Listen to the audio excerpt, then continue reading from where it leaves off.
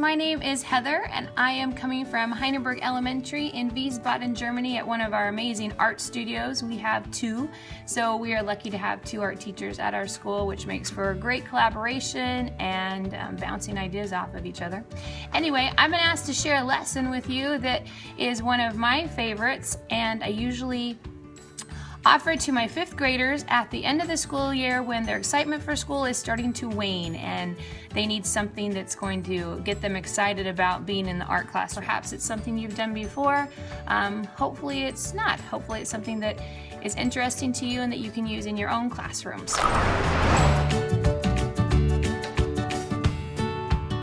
You need a foam plate for the students. This is a 6x9. I usually cut it in half so it's a little bit smaller and more manageable for the students. They're going to be drawing their initial image 3 different times, and so having it small is a little bit easier for them and they don't get quite so overwhelmed. You need your rollers, you're going to need places to roll out your ink, and students will need 3 different colors of ink because you're going to be creating layers. So just to start out, I've prepared for you a little PowerPoint that you can use in class. It's in the folder along with this video, so you're welcome to use it, adjust it however you need. Furniture is a choice for them to design, and then clothing is a choice for them to design, and they usually get pretty excited. So the first thing they're going to do is take their printing plate and they're going to trace it on a blank piece of paper.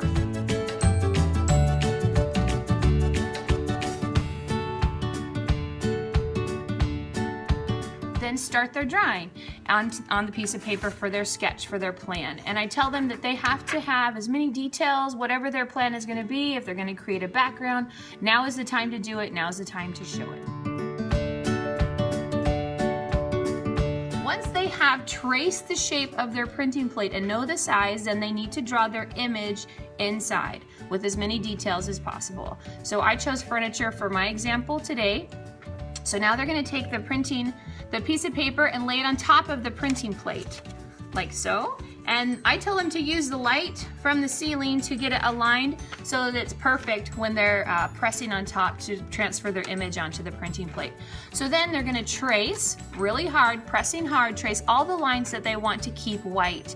And this is a really hard thing for them to understand. Once they get into the process of the whole project, then it makes sense to them. Going to have white lines wherever they've created a groove in the printing plate is important for them to understand, because they don't need to draw all the lines on the first time. A lot of them do, and that's okay too. Anyway, once they're done and they take their piece of paper off, there should be an image kind of drawn on the printing plate. It's not enough to print with. So I tell them they have to draw again right on the printing plate. So 3 times we draw. We draw on the paper to make our plan, we trace it onto the printing plate, and then we trace it again on the foam so it's deep enough to make that first print. Then after that, the next thing they're going to do is print.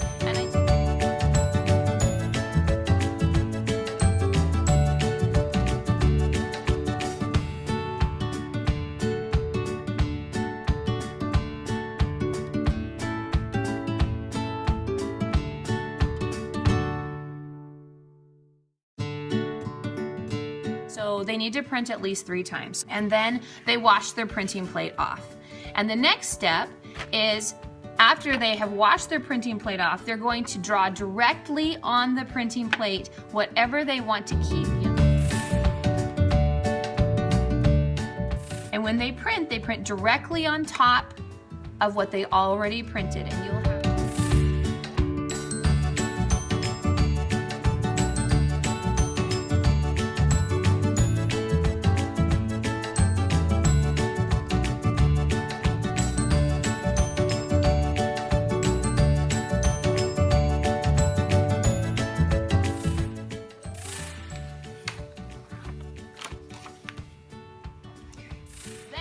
they wash their plate again and repeat the process. And the last color I have them print is black.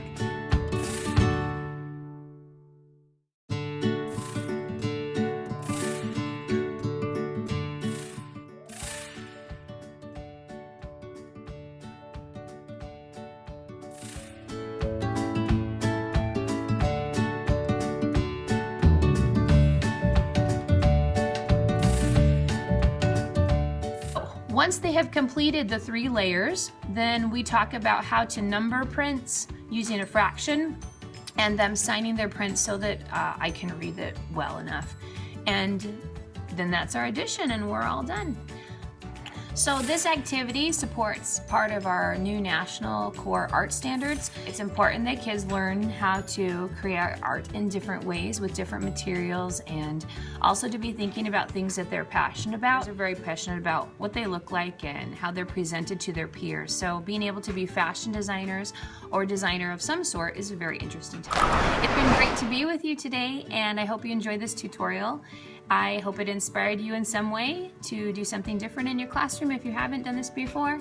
And if you ever have any questions about it, you can shoot me an email or leave a post in Schoology. Thanks. Have a great day.